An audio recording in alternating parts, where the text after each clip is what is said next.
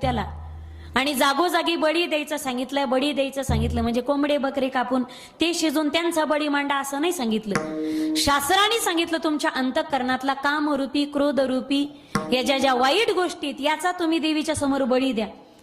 नवरात्रामध्ये उपवास धरला या 10 दिवसामध्ये जर आमच्या जीवनामध्ये तिळमात्र कोणताच जर बदल होत नसेल तर नवरात्र धरून आमच्या जीवनामध्ये अजिबात फायदा नाही.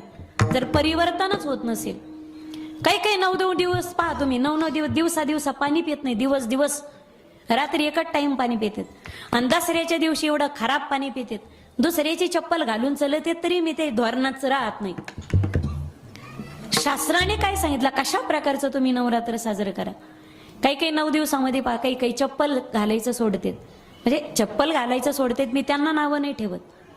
पण तुम्हाला सोडायचंच असेल या 10 दिवसामध्ये बिडी सोडा, पुडी सोडा, तंबाखू सोडा, बाटली सोडा, गावात लोकांच्या काड्या करणं सोडा. ती बी वाईटच गोष्ट आहे ना आपल्यातली. काही सोडतात पण 2 गोष्टी सोडत नाहीत. हातातला ऍपल आणि पायातली चप्पल. नवरात्रामध्ये चप्पल सोडणं ही काय सोडायसारखी गोष्ट नाही. वाईट गोष्टींचा त्याग करणं तो खरा नवरात्र आहे.